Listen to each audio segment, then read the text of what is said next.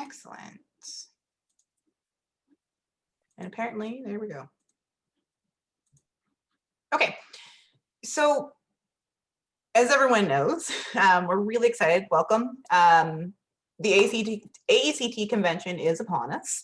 To those who are unfamiliar with AECT or new to the program, basically this, I cannot stress enough, is it.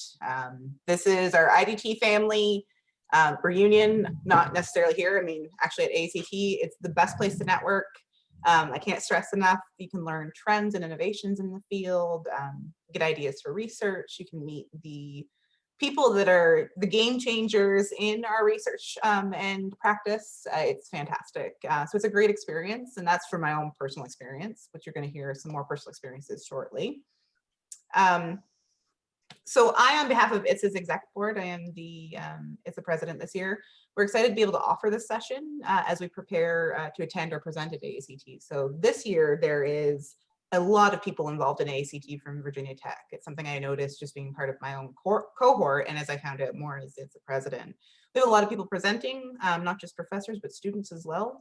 And we wanted to be able to offer this session. Oops, I'm just gonna let someone in. Offer this session as we prepare to attend or present. Our goal is also to engage more BT graduate students in attending or presenting, so in the value of AECT in the future. We want to offer more support professionally, and if you notice this year, financially. So this year, ITSA was able to procure funding from the Student Budget Board, and that was wholly on Jenny, our finance officer's part. So we thank her big time. She did a great job of this.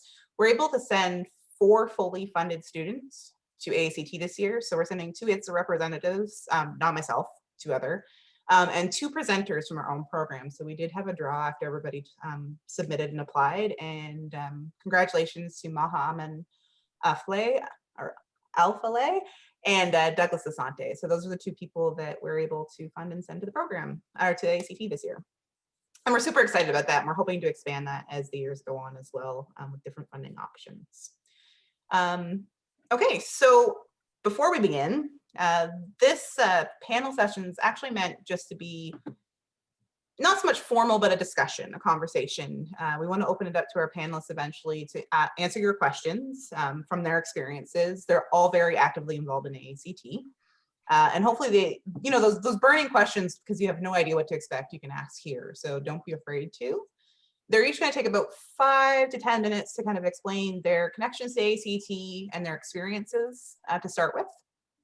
And before we get going, I'm going to give a quick little introduction so that you know who each of them is. Most of you will know who each of them is, but just give you some context. I chose to focus more on what I know about, or we know about, their connections to AECT specifically. So first, we have Dr. Barbara Lockee, who needs no introduction, but Dr. Lockee is a professor of instructional design and technology here. The focus of her scholarship and teaching is on instructional design for distance and online learning. And Dr. Lockee is an active participant and presenter at AECT conventions, both this year coming up and past. She's also a past president of the organization. So she's had the joy of running the entire organization and planning the convention as well. So some interesting insight there probably. Next is Dr. Catherine Cennamo. She's also a professor of instructional design and technology here. The focus of her scholarship and teaching is on application of learning theories to instructional products and video-based learning. She's the author of many articles and several invaluable books in the field. And Dr. Cennamo is also an active member of AECT and presenter at AECT conventions. I know she has several sessions as well coming up. She's also won past awards with AECT. And I also found out that she's a past AECT Strobin intern. So that is an interesting perspective she might bring to the table today.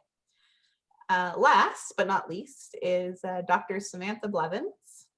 She is a senior instructional designer and learning architect. Absolutely love that. At Radford University. Dr. Blevins is currently embarking on a position at Baker University as well, online as an adjunct professor. And that is in Kansas. She recently published in Tech Trends with our very own Dr. Erin Bond. And I might also add that she is alumni of this very program here at Virginia Tech. and a past ITSA president. More so, Dr. Blevins is highly active in several divisions of AECT, specifically systems thinking and change, and she currently holds a position on the board of directors. So needless to say, she works tirelessly to support various aspects of AECT and the convention itself, and I think she'll be able to offer some great insight and experience with the association. So without further ado, we're going to start with Dr. Lockee. She's going to start us out. She's going to give us a short little snippet of what she'd like to offer about AECT, and we'll go from there. Thanks, Rebecca, and thanks to you all, to ITSA, for organizing, and thank you all for being here today. A special welcome to our alumni who are joining us today to share their insights as well. It's great to have you here. I had to get my CV out actually as a reminder of when my actual official involvement began with AECT, but and I certainly won't go on for long about this, but when I was a student in the program, like many of you are, back in 1993, my advisor, who I just got off the phone with, as a matter of fact, Dr. Mike Moore, told me in my first semester, this is an important thing for you to do. You need to become involved with this organization. This is your professional family and your professional home. These are the folks that will employ you. They will write your tenure letters. You need to know them and they should know you. So, anyway, it was great advice, and thankfully I listened to him as I tended to do. And anyway, so I presented as a student. That was the most of my involvement as a student was in terms of presentations at the conferences. And so my other kinds of involvement didn't really start until I became an assistant professor. So I was elected in 2003 as the incoming president of the Research and Theory Division. So that was very early in my career here at Virginia Tech. And I've remained pretty involved since then in different ways. When you're in that role as a division leader, and you know, AECT has I think 9 or 10 divisions by now that serve as like special interest groups that are, you know, focused on certain thematic areas and kinds of focus. Anyway, so research and theory was my area then, and so when you're involved in that kind of activity as a division officer, initially the first thing you do is to help plan a conference. And so the division leaders serve as the team that plans the conference along with the incoming president of AECT. And so that was my first induction into conference planning there at AECT. And it was great experience. It's a lot of work.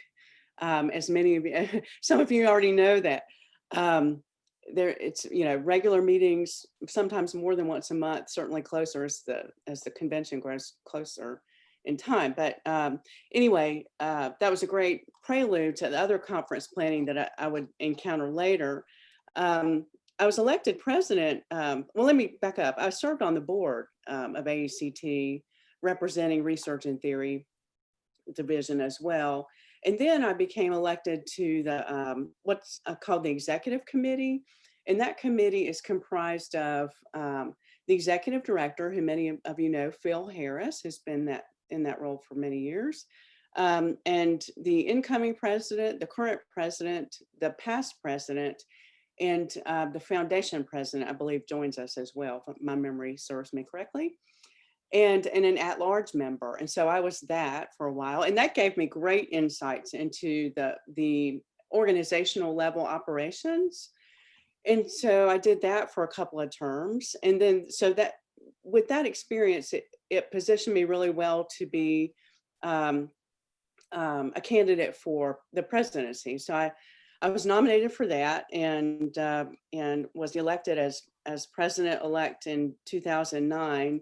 I actually had the pleasure of planning 2 conferences as an incoming president. Most presidents plan 1, but Mike Spector is a good friend and great colleague, and I can't remember where he was at the time. I think Georgia, but anyway, he was the incoming president right ahead of me. And so he asked Miriam Larson, who many of you know, Dr. Larson, another graduate of our program. Miriam Larson and I tag teamed as his conference planners. And then Miriam served as my conference planner. Usually the president-elect who's planning has someone who is like the right-hand person who makes it all happen, right? Who's, who does the scheduling and who helps think through things and does a lot of the planning with the president-elect. Anyway, Miriam served in that very critical role twice, for which she deserves far more than I could ever repay her. And I'm surprised she's still speaking to me. And anyway, then I became president in 2011. And I can talk about that later if you want, and then past president has responsibilities as well. You lead the committee to find candidates for the next presidency, and then a lot of travel to affiliate organizations around the world when the president can't go, and a lot of interaction with the AECT Foundation on a regular basis as well. So even after the presidency, there's still activity related to the operation of the organization, and I still remain involved today, but largely as a presenter and on the History and Archives Committee, which I've been serving on for a while, and working with the AECT Legends and Legacies project, which I started in my presidency. That's ongoing. So anyway, that's probably more than you wanted to know, but that has been my involvement in AECT. And now I'll stop. Is it time to go yet? And we're done. No, that was a great overview. So basically, if you're going to be the president, it's going to be a good long haul in in the AECT, but well worth it from the likes of it. So, okay, next we're going to go to Dr. Cennamo, and you can take it away from Well, here. Dr. Lockee is a hard act to follow. She's been very actively involved in the governance, and it's always. Yeah, I didn't really set that up nicely for you guys. Remind us of all your activities, Barbara. I really appreciate it. And thanks to all of you for joining on this beautiful Friday afternoon. I really appreciate you being here, and I also appreciate how active AECT is this year. You folks have done a great job of having lots of things happening and trying to keep people involved, even though we're not on campus. So, cheers to you folks too. Well, I echo what most people have said. AECT is indeed my professional family. And like all families, you've got the elders, and you've got the youngsters, and you've got the crazy aunts and the uncles in the basement. You've got the whole spectrum of individuals. And it's wonderful to get to know people in the field as people, and not just as people that you cite in the articles that you read. But like Dr. Lockee, my involvement began when I was a student. My faculty, back in 1988, my faculty members encouraged me to put in a proposal for AECT. And they also encouraged me to apply to be an intern. So my very first experience with AECT, I applied for an internship, and I was at the point where I had done my literature review for my dissertation, but I hadn't collected any data. So my faculty encouraged me to submit my literature review as a paper, where I reviewed the literature and identified future research opportunities. And the paper was accepted. I was accepted as an intern, and I was within driving distance at the time. So I was about 4 hours away. The conference, I was at UT Austin, the conference was in Dallas. So driving all the way up there, I was so nervous. I practiced my presentation over and over and over again, and I just couldn't get it, and it was horrible. And I walked in, it was like 8 o'clock on a Saturday morning, but there were actually people there to hear what I had to say. And interestingly enough, once I stood in front of the group and started talking, the teacher in me kicked in, because I'd been a teacher, and everything was fine, and I've never been nervous about a presentation since, because I didn't know what it would be like to stand up in front of those people, and I was trying to memorize my paper. But it's not that stressful of a situation. You're really among families, and you can have a casual conversation with them.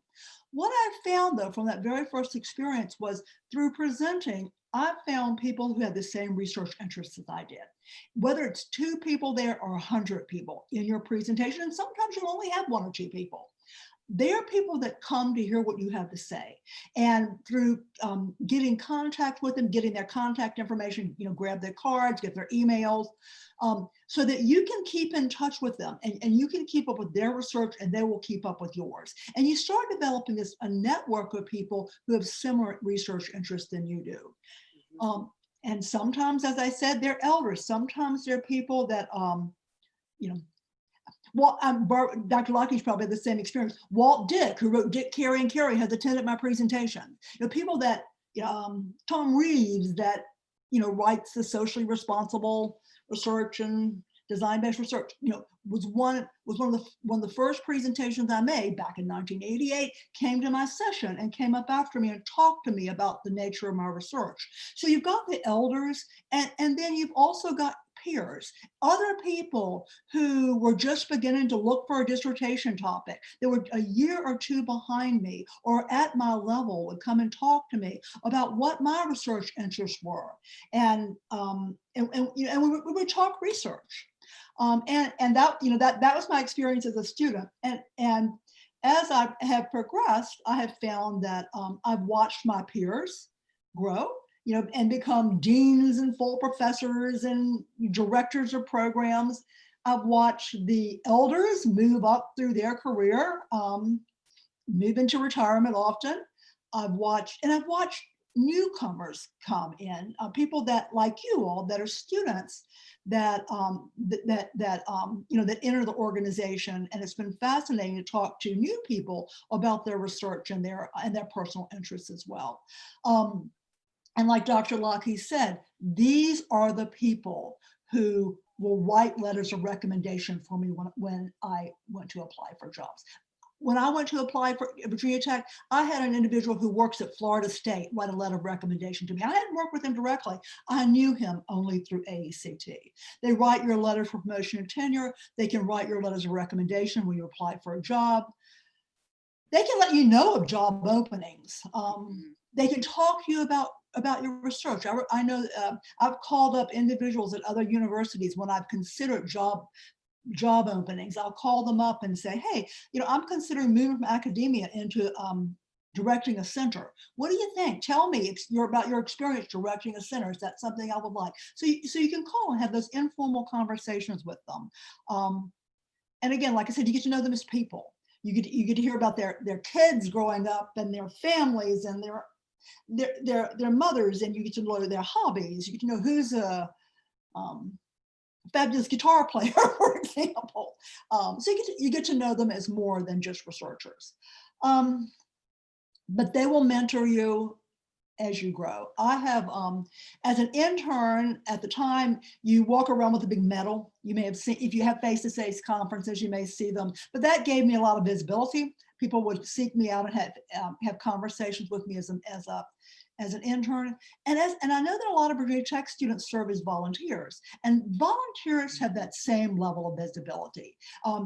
As an intern, I could go into governance meetings. I could watch behind the scenes. We had breakfast meetings with some important people in the field. As a volunteer, you have many of the same opportunities without having the competitiveness of the internship. So although having an AECT internship looks good on your vita, so does being a volunteer, and I encourage you to stay involved. Like Rebecca said, the AECT offers various awards, and when I was a student moving into my professional career, I applied. I had an AECT Young Researcher Award, and when you apply for a job, people in the field recognize AECT. If you presented at AECT, that has meaning to them. They know the quality of presentations that are there. And some conferences are known for just accepting anything. AECT tends to have a little bit higher standard, so people know the quality of the presentation if you present it there. If you have an award or volunteer opportunity there, they recognize that and they know what that means. I've been involved in the early career faculty program, and again, I'll go ahead and pull it to a close. But so not only is it beneficial though to meet the elders in the field. Again, I can't emphasize enough, it's valuable to meet your peers. And when I went to my first AECT, I was encouraged to attend every reception. I was encouraged to attend every reception because often there was free food. And as a grad student, that mattered. But I was also encouraged to attend receptions because that's where you could do the informal networking and get to know individuals as people. Many times my faculty would introduce me to others in the field, and then they would introduce me to others. So it was a fabulous way to increase your networking opportunity. Many of those will be different, of course, this year, but one day AECT will be face-to-face again. And when it is, attend those receptions. So go ahead and turn it over to someone else, and I'd be happy to answer questions when the time comes. Excellent. Thank you, Dr. Cennamo. Yeah, I think that's the worst part of the Zoom thing right now is no food. Like I can't even offer you guys food. We'd have food just so you know if this was like in person, but so that's going to be the downside. But no, thank you very much. So I hope you guys caught some of the different things that are available at AECT because we can talk about them later as well.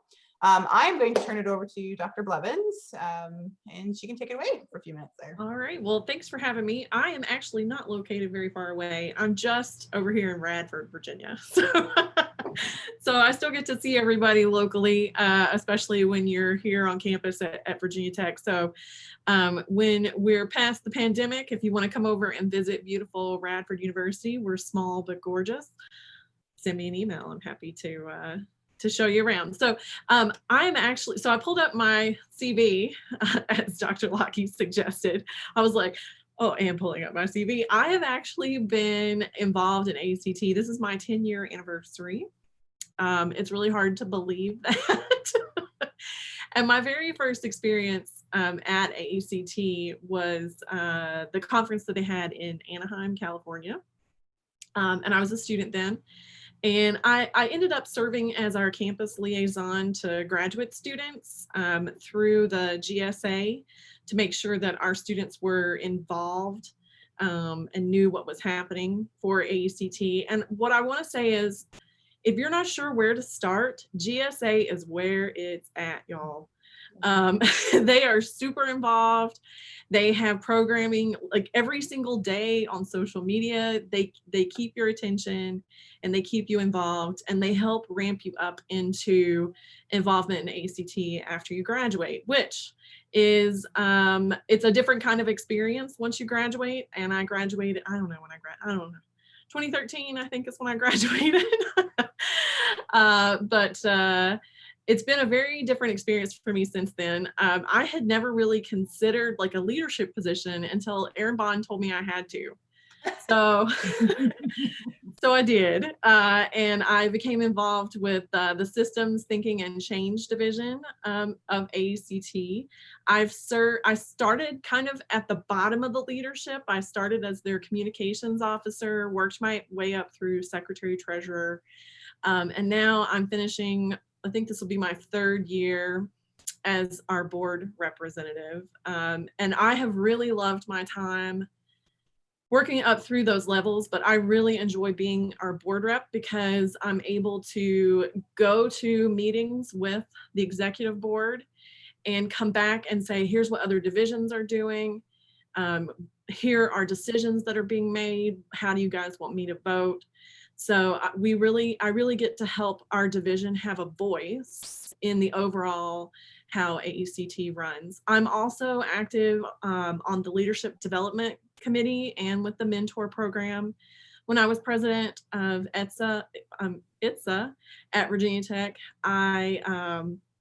we actually had a mentoring program where we paired people, and we paired people just from a hat, so that you weren't like with your best friend, right? so that you can get to know other people. And so that's kind of what this mentoring program will be. We're going to pair folks who want to be a mentor with folks who are really interested in the mentoring process. And that's going to be the very first year.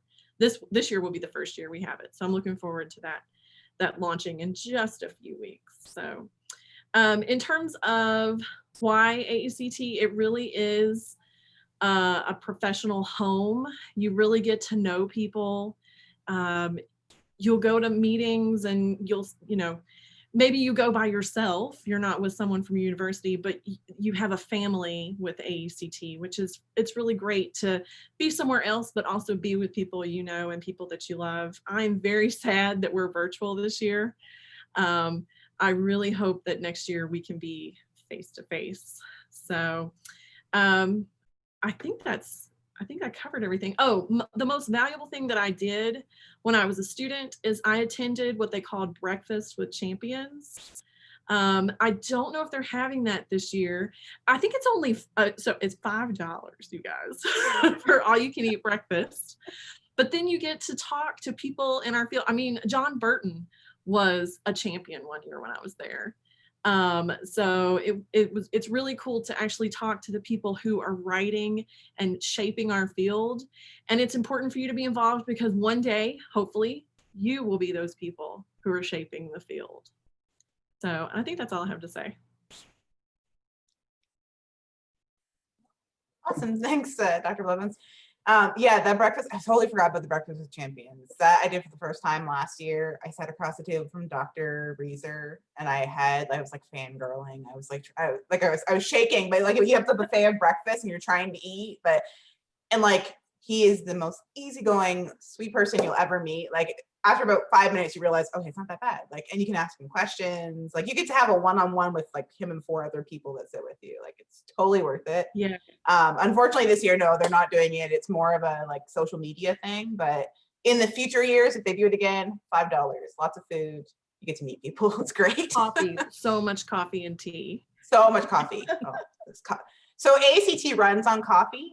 I think everyone can attest to that. That's their thing. But yeah, so in saying that, you've heard a little bit, don't we? Yes. So in saying that, we're going to open it up to the floor. You can direct it to all 3 panelists, to someone specific if you have a specific question, but feel free to put a question in the chat or, just raise your hand or we'll see your mic go off. But I'll try to kind of moderate a little bit so that we don't get too much all at the same time. But it is open to questions. Can I start? Yeah, go for it, Iman, please. Okay, so hi everyone, this is Iman Amer, and this is my first semester in IDT program. So basically, I am dying to write a research paper. I want to write a research paper and going to a conference. The question is how to start, where to start while I'm busy with other stuff in my life. For example, we have the deadline for homeworks, we have GA's duties. I'm just wondering, how can I balance between all of those things? Yeah, this is my question. Isn't that a great question? So I will say from my perspective as I guess I'm a recent graduate, I don't know. I would say that maybe, is there something that you do as a GA or something that you've done in a previous life that you want to kind of dive into? If you can align it with your interests, it could kind of fit within your workflow and your life. And I'll just leave it there. Iman, I have some suggestions too. Like Dr. Blevins said, think about something that you have already done. One thing I think is a good idea is to take a look at previous conference proposals to see the kinds of things that have been presented in the past. It sometimes seems really intimidating and you feel like you've got to have something really serious and really heavy and you've got to do new and novel research, but that's not always the case. You can present a project or well-researched idea. Like I said, I presented my literature review. So look at what's been done and presented at prior conferences, and I think you'll feel a little bit more confident. I also want to mention the various presentation formats, and they all have their advantages and limitations. Poster presentations are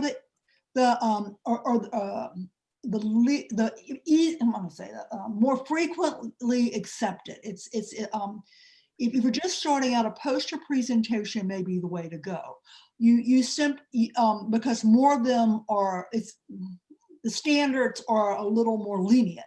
And for posters, you create, but posters are wonderful. Sometimes even I are with a lot of experience in doing research, choose to do a poster, because when you do a poster, you create the poster and you stand there, and people that walk around the room and they look at your poster, and you have a chance to actually engage them in conversation and talk to them about the ideas on your poster. So it's a really lovely way to chat with people who may have similar interests. Mm-hmm. It's low pressure. You don't have to worry about standing up in front of someone and getting nervous. And people stop when they want to talk to you. So it's really a lovely way to start.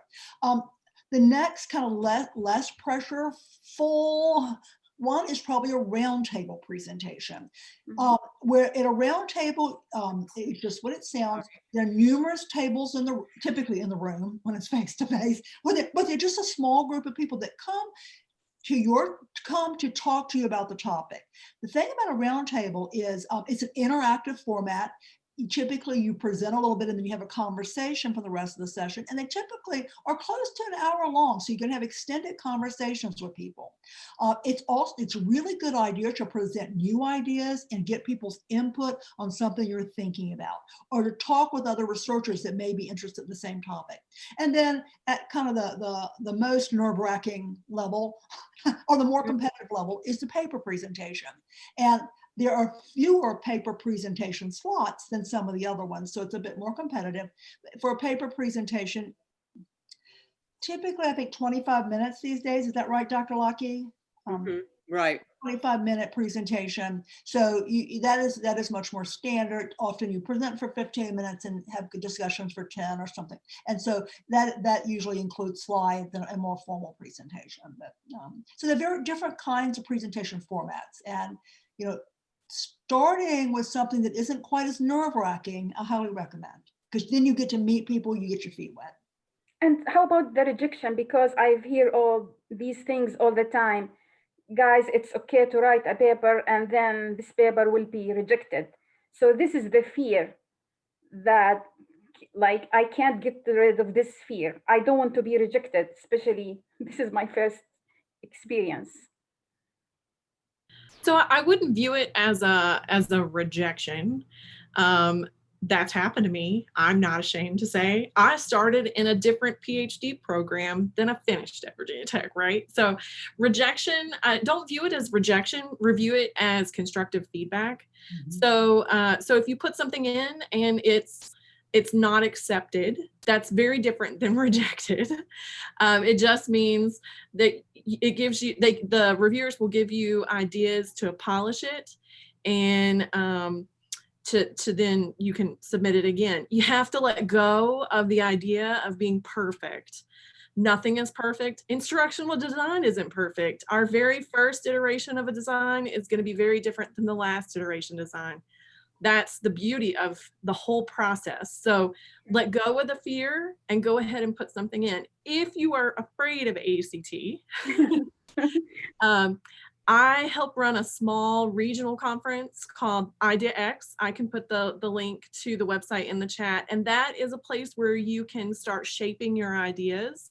We've already had our annual meeting this year, but we'll have one next year. So you could start there, and then, work your way up if you want to AECT. So you could start small, but you got to let go of the fear of not being perfect, because it will hold you back from everything. Well, that's awesome. Thank you so much. I appreciate that.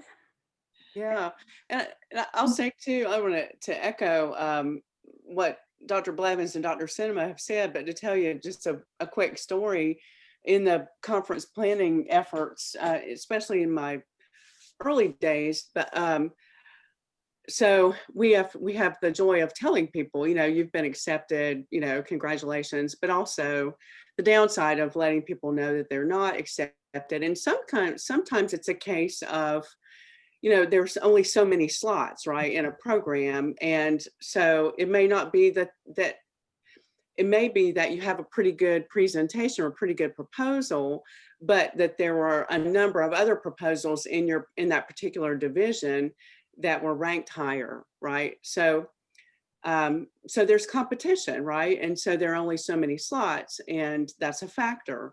But also, so it's good to know other information, which divisions have the least amount of proposals.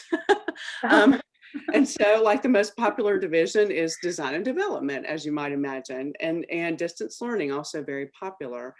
So you have some different kinds of chances, I guess. You have a little more acceptance, a little higher acceptance rate because there are fewer proposals, just naturally, in some other divisions. But I'll tell you that I wanted to echo Dr. Centnamo's statement about kind of the beauty of a roundtable and a poster session. When I had the opportunity to tell, you know, some folks they were rejected, some senior key names in the field who've been mentioned here today. Some folks have been, you know, just really adamant that that wasn't an acceptable outcome and you know, express their unhappiness about it. But then I had other folks like David Jonathan who you know, when I told him his session was accepted for a roundtable, he came back and said, "That's awesome. I love roundtables." So can you imagine a roundtable with David Jonathan? I mean, so you know, that because it is such a great opportunity to have an informal conversation, and oftentimes with, you know, fewer people.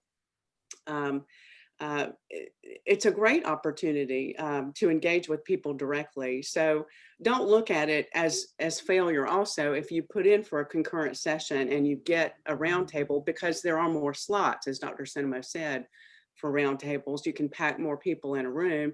The percentages are higher for acceptance. There's nothing wrong with the roundtable. It looks just the same on your CV. So anyway, take advantage of those opportunities because they're just as rewarding as doing a concurrent session. All right. Thank you. And Aman, one final comment. When I was in school, one of my professors told me never to write anything that wasn't presented or published somewhere.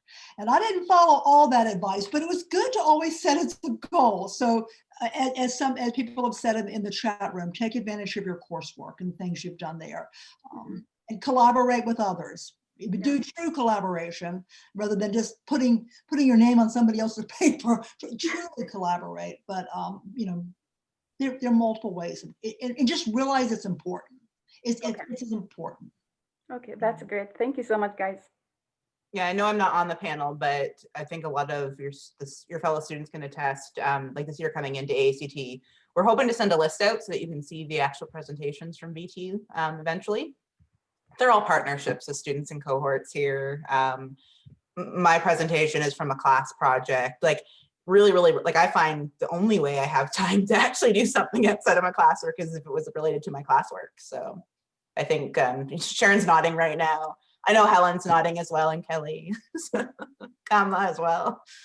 The roundtable that Rebecca and I have together came out of two separate but incredibly related, as it turns out, class projects that we did independently and realized that they intersected extremely well. So we're turning that into something and starting with this roundtable. Yep. And you can use the different presentation I guess methods to your advantage. Like roundtable is, Sharon and I are still figuring it out. Like it's not even near, like no, it's not even near, like it's an idea type thing that we've got a good like we're trying to bring it together. So we're using it as a way to talk and discuss with people because they might have a way to help us, you know, integrate it. So any other questions? Yeah, go ahead, Douglas. All right. So I'll call this as a great reunion. It's really, really exciting to meet everybody. No, yeah, let me show my face a little so at least you can see me. Yeah, here I am. Yeah, so yeah, it's really great to see everybody. I feel like I'm back in class with Dr. Cennamo and Dr.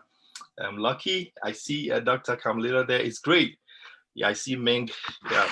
So I share with the passion of Iman and her worries, her concerns, because when I came into the program, I didn't know much about these things, and quite challenge. I think it's a challenge here that in grad school you don't have people living in the same area. Some are like working people. So once we get out of class, everybody takes off to different locations. So if you don't work at trying to get close to other people, I mean, you have to do that. You have to commit yourself to do that. You have to form friendships. You have to get into conversations with other people. If you don't do that, you are going to be alone. And I think I suffered that. Naturally, within myself, I'm a little shy. Yeah, even though it might not tell, I'm a little shy. So I struggle with trying to, like adapt to new environments. So, when I started off, it was really hard for me. I was relating to everybody nicely, but within myself, I wasn't so good.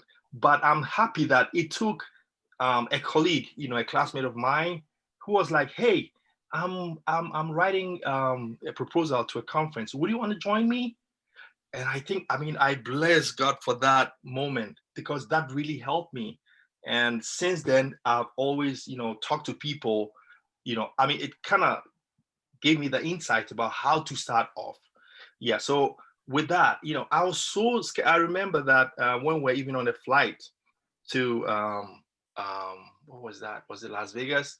It was the CARE conference. I think it's a conference which is it should be like 4 years now, 4 years old now. So you can tell. So it ties into what Dr. Lockee was saying, that you start low, right? With those conferences, to boost your confidence into that. And even with that, when I went there and it was announced that this is the time for the poster present, I was shaking. I didn't know what was going to happen to me, but I survived it. I didn't die. And since then, I feel like, okay, then I have to. So, I started off from the posters and then I got to the round table, which is also great. I got to meet people and then we talked, and it kind of took off that fear, and all that anxiety from me. And so now I feel like, I'm gone past, those spots. So I have to move forward. So I think that Eman and anybody else who wants to start off, you need to get closer to a friend. Just pitch, a topic like, send out a word like, hey, I want to do this. Do you want to join up with me? We should start from then. I also want to appeal. I have to really commend the executive this year because putting this up really brings us closer to share in many of these. I'm happy that Eman is, like emptying herself up of all these things. It casts out all these anxieties and then, makes her go, become a stronger person in that direction. Yeah. What I would request now, is that once we have the champions here, I would want, I'm talking about Dr. Lockee, Dr. Cennamo, and Dr. Blevins, that can you share with us, for presentations, what goes into that? Like your preparations, your poise, all of that. Can you share like bits to kind of whip up, some energy in us and that confidence to, to help us move forward?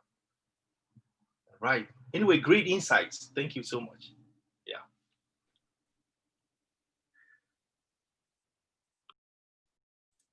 Thanks, Douglas. Appreciate that. I have to second Douglas just from personal experiences as well. This program you do not have to do alone. Please don't do it alone. If that's your thing, we don't judge, but you do not have to do this alone. Find someone, even if find someone you work well with. You don't have to have a common research goal because you can find something together. There is tons of things to research out there. I have got through the last year you know, hey, Helen, we work together a lot in class. Like, I like the way you work. Your work ethic's just the same as mine. Let's do something together. Because that person takes on half the burden for you. You rely on them both for emotional support when you're nervous. They also will help you. They're going to help you write. It's two minds. It's that collaborative like work process. It's fantastic. You don't have to do it alone. And don't be afraid to reach out to senior people in the program. I think someone mentioned that in the chat. I'm not that senior yet, but I mean, I know an incoming cohort.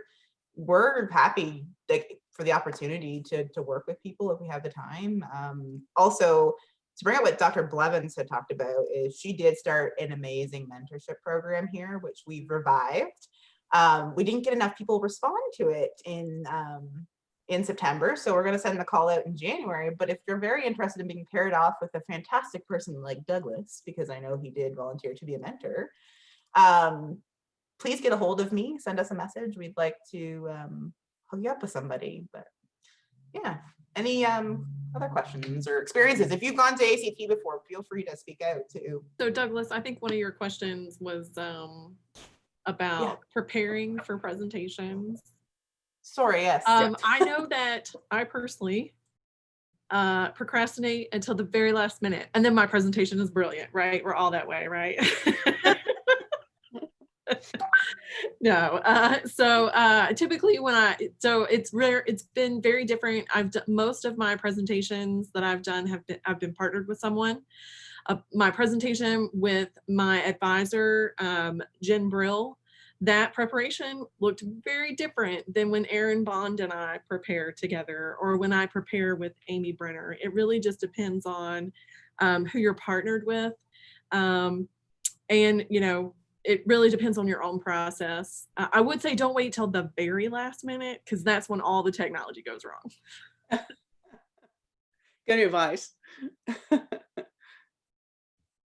I once was in a session where the other person, I have 25 minutes and someone else has 25 minutes. And the other person came in and said, you know I should have a presentation, but I thought it was more important for me to go out and party last night, so I don't have one. Do not be that person.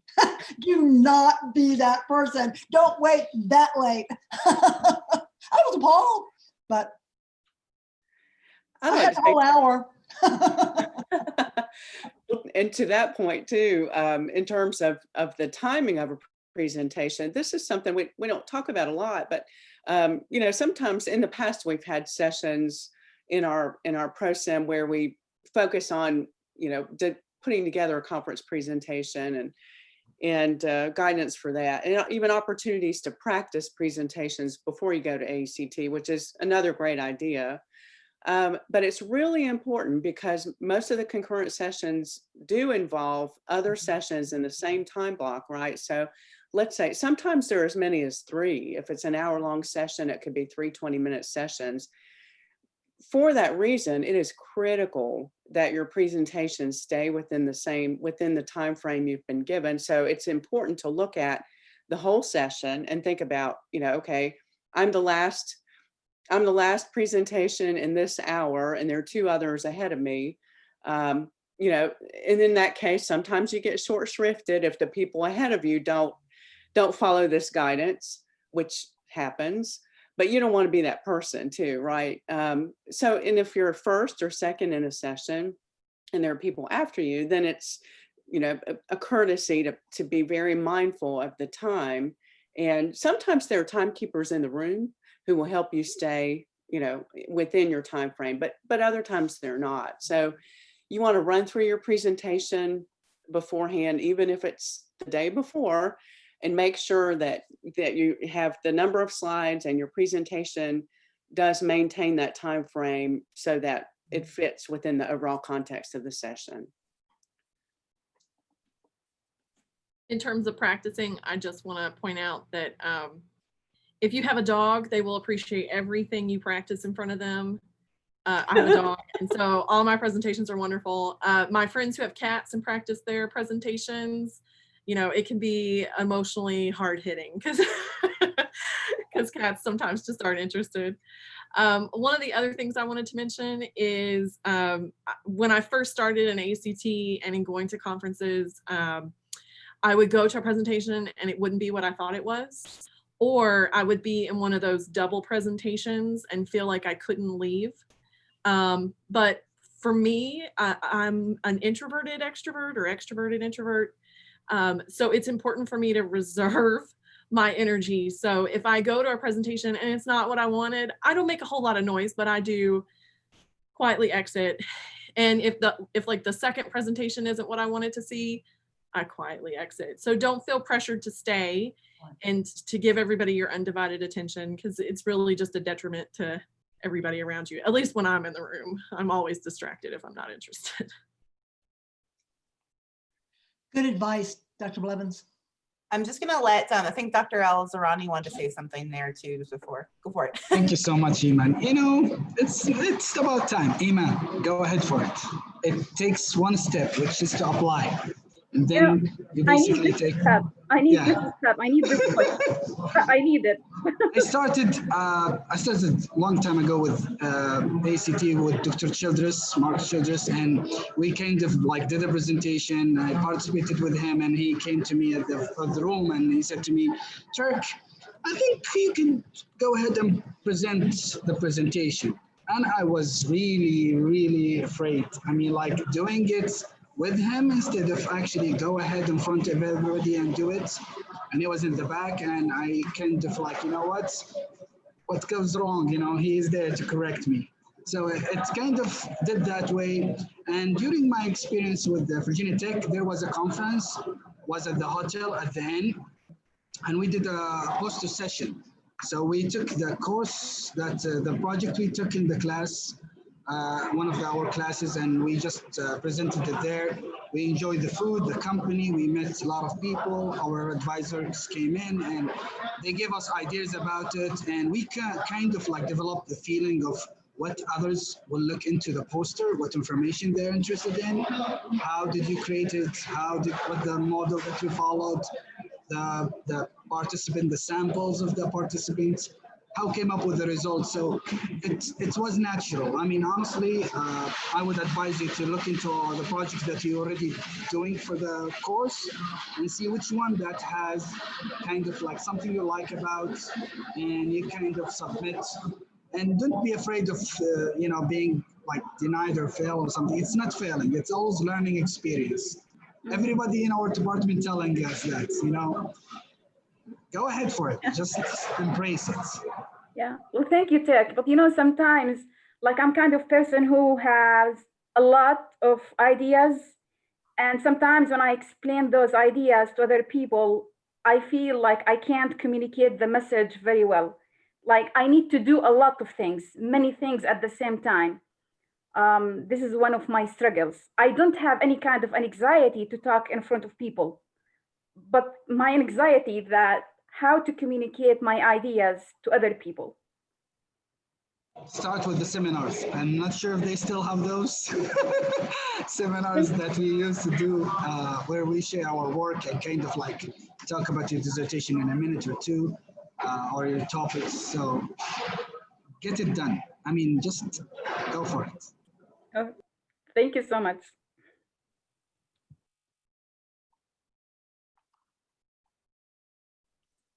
Yeah, definitely well said, Dr. Al-Zarani. I agree. You just got to do it. You got to jump in.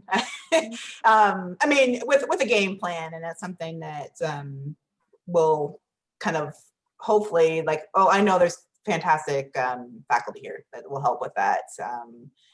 Use your experiences in class to jump in, because those are usually things that you receive feedback on, and go meet with them when you can. And you keep that ability to articulate. I like to talk, we all know that, but it doesn't come easy. It's something you just develop in the program, doing presentations, just trying it over and over again. So yeah, Bryce, go for it. Oh, you're on mute. Oh, there we go. Hey. Thank you all for, the great advice. I was kind of curious though, we're all in this boat together with, the weird year and everything, but I was wondering, in your past experiences, if that might inform how kind of some of us newer people might be able to interact at the conference given its virtual nature. If if there's particular events that they might also have going on, or things that you kind of thought about how you'd reconnect with people or connect with new people, if you had any advice on how kind of navigating that new wonderful hurdle of 2020. That's a great question, Bryce. I think that there are different opportunities to engage with people outside of concurrent sessions. I mean, going to concurrent sessions as an attendee is surely one way, because you'll be present in that session, but there's not a lot of time to talk, right? And get to know people. So I believe it's the case that divisions are organizing ways to connect outside of concurrent sessions, or outside of the sessions in general, I should say. And I know GSA is for sure. Anybody, Rebecca or anyone in GSA, have any insights about that?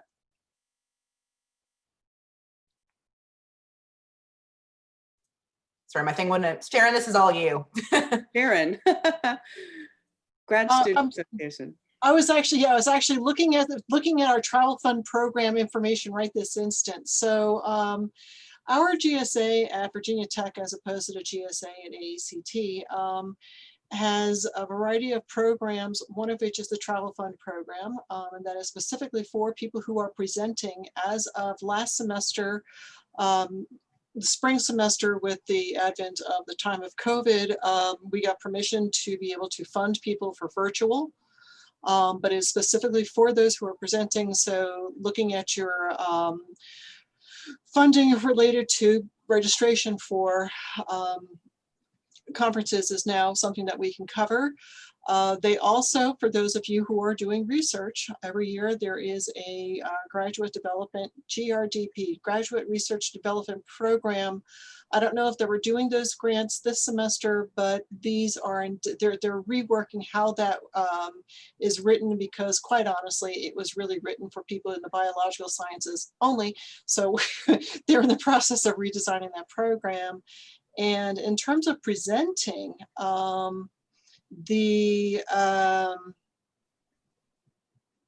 if you're unsure about being ready for AECT for next year, if you're nervous about IDX, the Graduate Student Assembly also puts on a research symposium every single year at which you can present your research. And Dr. Lockee has graciously been a judge in the past. And I'm not running it this year. Yay. Dr. Cennamo will be very proud of me. I've ran it the last 2 years in a row. That is now the subject of an article I'm putting together. But we give scholarship money as awards for the best presentations. And they always are, we are always seeking out people from a variety of areas. And let's see, Rebecca, also Slack channel we use for AECT. Yes, we did have that, and it has not been shut down. So we can always add people to that. I'll be completely honest, I totally forgot about it because I removed it from my Slack after, but we used it, like we were in Las Vegas last year, so we did see each other in person, but we used it to communicate constantly on the back channel, essentially, like between just VT people, like, hey, where are you? I'm in this conference room. Like, so it might be something useful that we can send out in a listserv. So I'll get a hold of Sharon Kelly. Yes. And we'll figure it out for you. And Bryce, myself, and Henry are all volunteer supervisors, something I've been, this is my 3rd year being a volunteer supervisor at AECT. Bryce, like out of the gates there. Out of the gates there. I don't know who all else is volunteering, but we're going to be the people, Bryce, myself, and Henry. Oh, Bushra is, yay! Bushra is going to be one of the people who's going to be moderating some of these rooms, and she gets the beautiful, wonderful, amazing talent of, or task of telling people, okay, you have 5 minutes left, you have 2 minutes left, you must stop talking now. And then, you know, if that doesn't work, she'll give them the mute button. And myself and Bryce and Henry are going to be scattered, helping people out, filling in as moderators. This year, I think they're already shut down for volunteering, but volunteering does expose you to a lot, in a good way, to a lot of people at AECT. I have made some of the most amazing connections, and I have pictures to prove it, at AECT. And when we are live again, those of you that are involved with ITSA, you get to have fun running a table, and Dr. Blevins' mom always gives artwork to raffle off. It's a great way to bring more attention to our program, work on recruiting people who are in master's programs elsewhere to coming to our school to do their PhD. So tons of ways to get involved. Thanks. And thanks, Sharon. That's awesome. And all that is great. I'm glad you mentioned the table, because that's another key way to meet people too. And I know we're not doing that this year, but true. Yeah. Again, when we're back together again, that's called the university reception, which we're not allowed to call it, by the way, with state money. But anyway, we have a table there. And so it's all of our IDT students and alumni come back. It's sort of like a reunion spot. So that'll be something to look forward to. But I also wanted to make a distinction here too, that there's the GSA at Virginia Tech, which Sharon was just describing and heavily involved with. And then there's the Graduate Student Assembly through AECT, which is one of the divisions for AECT. So if you're a grad student, you're not required to go that route, to join that division, so to speak. But it's an opportunity to connect with other grad students and to kind of get in with your peers that way. As Dr. Cennamo mentioned, it's really important to connect with your peers, as well as some of the scholars and other folks in the field. The Grad Student Assembly is a great way to do that. And I just looked up, I'm looking for the sort of the social gathering information, and I'm not finding it on the schedule, which is not, doesn't mean it's not there. It means I probably haven't looked. I have a good one, actually, Dr. Lockee. Sorry to of social gatherings. The Graduate Student Association does have a meet and greet on Saturday. Okay. It is at nighttime. So if you are interested in getting involved, I'm involved as well. Sharon's involved. It's fantastic.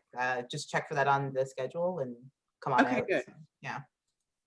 Good. So that's a way. And then I wanted to highlight this session too, because it's sponsored by the GSA, the Grad Student Assembly.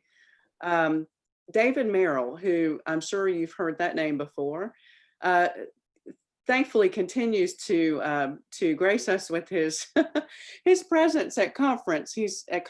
He's, even though he's been retired for a while, he is having a special session called Write Your Dissertation First, Essays on Graduate Education, Saturday, November 7th from 12 to 12:45.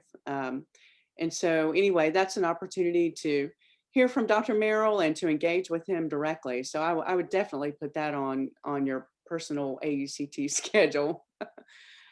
And if I learn of other opportunities to connect through social kinds of situations, I'll let you know too. But that's a good one too, Rebecca, the one on Saturday night. That sounds like a good opportunity. I think maybe because I'm getting ideas in this as the president as well, to go back to the board with it. When we send out the presentation list, maybe we could put some highlights too that might be helpful for students to remember. Just things that that we know that is they're useful for you. So we can definitely do that. Awesome. I have a couple Dr. Lockee, were you going? No, I'm done. I have a couple comments. One thing that comes to mind listening to these conversations is to remember that these times require creativity and problem solving. And I cannot think of a better group of people to be creative problem solvers than folks in the IDT field. We just have to bring those skills to bear on the problem. And just like everything else in life, be creative problem solvers. As I listen, there's nothing, we also have to be self-directed learners. This is the constructivist learning experience. You can look at who's there, who's at your session, find out who they are. Go look them up, find their email address, contact them one-to-one. I think even that there are ways to establish those social relationships outside of the formal things that AECT is dealing with, because I'm sure all the conference organizers are scrambling day by day to try to be creative problem solvers to deal with this. So, and a juggle it all. Another random, unrelated comment I wanted to make, though, is that sometimes, as I listen to us talking about the virtual conference, I'm reminded that sometimes, even in face-to-face sessions, there won't be anybody in your presentation. Sometimes it's me and the person presenting, me, my co-presenter, and the person presenting the other session. Sometimes we present to each other. But it's the same line on your Vita, whether you have 500 people there or whether you got nobody there. So just remember that if you prepare your presentation has gotten accepted, you prepare the presentation, whether you have an audience or not. Don't be discouraged. Sometimes it has to do with the time of day, what you're in competition with, either on the personal or professional level. So it's not always about you. So one thing I did think of as I was sitting here trying to think of social opportunities, if it's your first time at AECT, the Leadership Development Committee is hosting a first timers event. It's not listed on the schedule. I'm guessing you'll be identified and sent a personal invitation or some type of invitation. Please feel free to come to that. It's a great way to kind of get to know AECT. And the leaders that are involved in AECT. And I think there's door prizes, so it'd be worthwhile. They have prizes. It's the in-person, and I'm sure the online will, a bit different, but it's a great experience. They raffle off things, you play some games, like they tell you about the structure of AECT, but it's not like a lecture, so don't worry. They introduce you to everyone, and then you mingle with them and all the all the newcomers. So you find like they're people just like you. When you go to the actual conference, you get like a little ribbon that says newcomer. It's fantastic. You might not think that, but it is fantastic because, I still remember John Curry came out of nowhere and was like, newcomer, and like ran over to me. And he's like, how are you? He's like, I'm glad to see you. And like, I know John Curry by like citation. So I'm like, oh, but like people generally want to make you feel welcome if you're new. So it's not something to be scared. It's a badge of awesome is what I like to say. So go for it, Kamla. Good afternoon, everyone. This is Kamla. Thank you for the opportunity, Rebecca and your team. Awesome. Hats off to you, really. In fact, I will be presenting a roundtable discussion at the AECT convention with Maha, my colleague, my friend. My question is, I have never done a roundtable discussion before, but I have presented at conferences, presented papers. My question is, what is the etiquette or what are the norms that I should keep in mind doing a virtual roundtable discussion? Thank you. That's a great question. Somebody else is going to have to answer that. I've never done a virtual conference. Have you guys? I haven't either. No. Yeah. I've only run one once and that was painful. That's why it takes creativity and problem solving from all of us. It's new for everybody. Douglas. Douglas and Helen have done one at EERA. They might be able to give us some insight. I think not the same conference. I think Kelly had a hand up. I will give her. Oh. Before, I can. Hi, Kelly. Okay. Oh no, No, Kelly. I was so, pretty Douglas. Yeah, so you are shown to you where you have to sit, and then how the round. It's of course. I think on the two occasions, it's actually round table, right? So you get people like literally it's a round table. You have people sitting around there. Now, you kind of give a sort of a brief background to your study, like you summarize the whole thing for them, and then people get to ask you questions about how you came up. Sometimes some ask about how you came up with even the topic, what inspired you to get onto that topic, and then they ask you about how the extent of work you've done on that. Some would also want to think about what you want to look at in the future with that presentation, with the topic. And so it's kind of like open. Yeah, it's the two experiences I've had with that was how it was like. They were not like structured, I don't know whether I should have learned something about, its structures or what, but it's like an open conversation where, you kind of like brief them about basically what the topic is about. And then they also, share or ask you questions about, the way forward and how you got to that point. So it's a kind of like an open conversation that goes on, Yeah. with the topic. Thank you, Douglas. Yeah, I really appreciate your insights and your ideas. My only concern is that doing this virtually, this is my main concern. So am I going to maybe break my group, or the attendees into groups to discuss, to allow them for some discussions or what? I'm really not quite sure about this.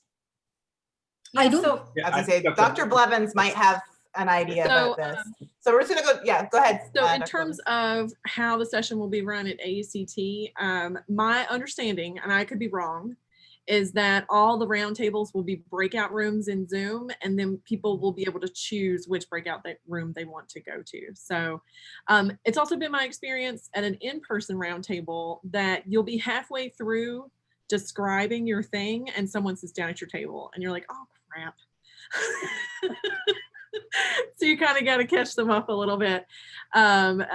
Typically to deal with that in person, I have a handout, and you could probably have a handout that you just pop into the chat for that breakout room. Mm-hmm. Yes, I was going to mention the handout. So I learned from somebody else, in one previous one, the person had already printed out everything, so I was in a hurry to go elsewhere. And that even like made me leave early because I thought I had a handout I could read more, and the person had the email and was ready to extend the conversation even from the table. Once I got back to Blacksburg, I could still get in touch with with them, and even if there's a possible collaboration and all that, we could still have it. So like I said, it's a very open thing, but make sure that if it's an in-person one, you get a handout. Thank you. Thank you. Kamala, I was just going to say that the other people in my round table have now reached out to me to say, hey, how are we going to do this? So I think it's still very much up in the air. What exactly is going to happen? There's the opportunity for breakout groups, but in my prep session, they said, well, we kind of want you all to sort of stay together because we kind of themed out the groups.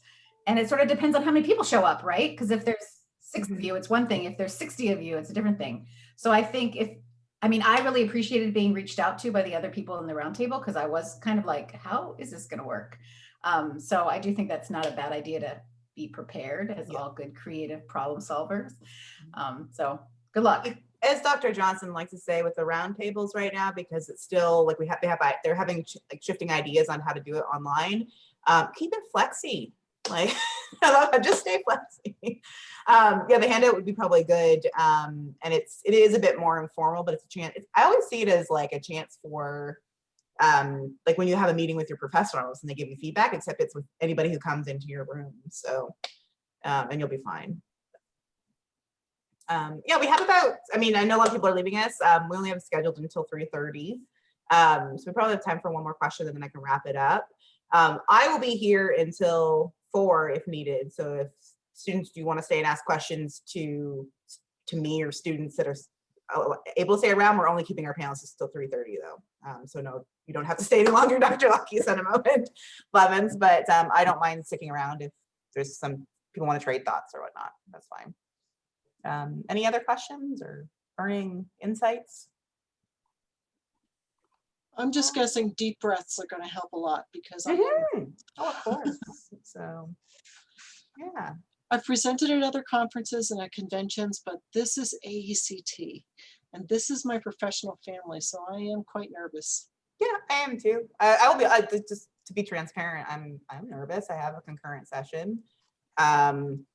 But as Dr. Elzerani said, you just got to do it. This is an experience and this is something that you're expected and you'll grow professionally in it. And hopefully as years go on, it'll get easier. Does it get easier, Dr. Lockee, Blevins, Cennamo? Like, do you get more comfortable with it, or is that just that discomfort? Sorry? No.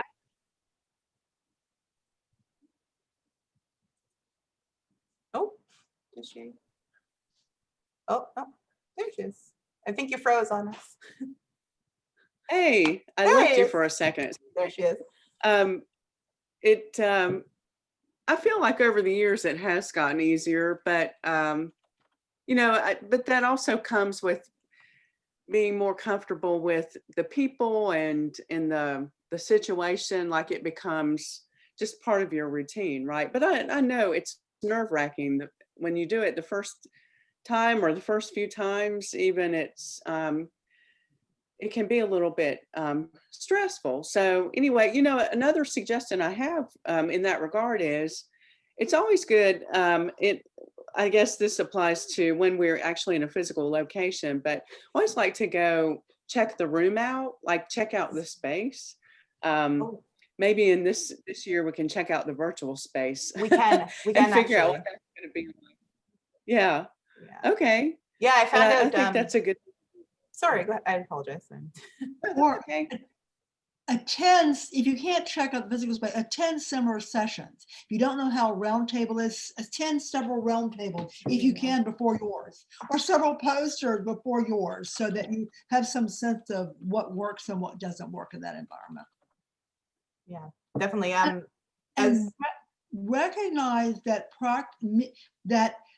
in many ways going virtual is a great leveling ground, because there's a lot of people that have never done this before. So a lot of people will be making it up as they go along, unlike a typical situation where there are people that are quite confident in presenting a particular format. Actually, on that point, Sharon, or even Bryce, because I know he's a supervisor now. Now you're going to get called on all the time. I apologize. But Sharon might know too. I know as a volunteer myself that some of us are opening rooms, or we have access to the room to start getting ready for it a half hour before. And I think that's so that presenters can come and get situated ahead of time as well. So you can go check out the atmosphere of your Zoom room if you'd like, but like you can get in there and kind of get set. I think that's the whole point behind it. Yes. And that part of the job of the volunteer moderator will be to make sure the audio works, that the video works. Yeah. For those of you who are presenting and just the idea of doing this live just destroys your stomach, the option to upload a video ahead of time, oh dear, is also there. Yeah, and moderators are going to be in the room an hour before, and then presenters will be able to join 30 minutes before the presentation. So all the kinks should hopefully be worked out. Yeah, and just at that moment to get comfortable. Yeah. And it really does seem that they have an amazing infrastructure to deal with issues or any technology that comes up. So you can kind of feel more comfortable that, you know, there's people that have your back if you are presenting that, you know, can help you sort out any bumps that come up in that regard. Dr. El-Zerani, you were going to say something. Yes, I organize a lot of things. I'm actually running the e-learning center in the University of Jeddah. I'm the co-director, so I'm responsible of setting the president with, you know, being the moderator and the presenters and the participants. So, you know, always make a plan B. You never know what the mic will go, fell down, and the PC or anything like that. So, and strategies. So sometimes you, as you said, it takes a lot to upload a document or a file, and always be prepared and make sure that when you share your screen desk, doesn't have a lot of personal files or pictures there, because they end up sharing those and end up, you know, looked at. So. Presenting online, it's a totally different experience than in person, but you always have those kind of skills and strategies to use your time wisely, have a plan B in case of, you know, you're running out of ideas but still have a lot of time. Go with make it, you know, a productive and engagement. So, you know, don't spend the time asking questions. What about kind of getting your audience engaged and kind of getting them, it was like, oh, what do you think about that? Which scenarios do you think about? So always, you know, think ahead, make a plan, and be prepared. Yes, thank you. That's what a great end note. I like that. Be prepared. No, it's a very good point. It's very true. Like I said, I will stay here, but I do want to send off our panelists with a great big thank you. So thank you, Dr. Blevins, for taking time to be here Dr. Cennamo as well, and Dr. Lockee, thank you. We really appreciate the insight. I think this is great. I benefited just because of my own experience going to ACT in a few weeks, and I hope everyone else has got something out of it. Like I said, we will be sending out some information about AECT, specifically VT oriented. We want to go as a family. I know we're not physically going, but we'll send some stuff out in the IT listserv. So keep your eyes peeled for that, or keep them open for that. And yes, thank you again. I appreciate it. I think this is wonderful. We'll be doing more of this in the future for sure. Go Hokies. Yeah, go Hokies. I like that. Like, yeah. So, I'm always in my VT gear, you know. I know. I don't think I've not seen you in your VT gear. So, yeah. Excellent. Good to see you all. I hate to say that I miss War Memorial, but there we are. I do miss campus. I went on I miss Sunday. it too. I got donuts and I went on Sunday and I sat on a bench on campus at the drill field and I was just like, it was,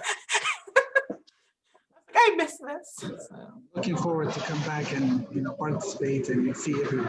Oh, we'd love to have you visit in the future for sure, definitely. And not just academically, just come visit us. So you can come and give a presentation too, though. We'll work that in. My wife would love that. Yes, definitely. So, Right. See you all. Hey Bryce, so how'd you end up as a supervisor? I'm just like, that's amazing. Thank you, Dr. Cennamo. Oh, my parting comment is don't forget to have fun. Yes, ACT is fun. She is exactly right. We were in Las Vegas last year, people. Take care. Thank you, Dr. Cennamo. Bye-bye. Bye. Oh. Can I ask a quick favor before I dodge off here? Of course. I need to ask Turkey a question.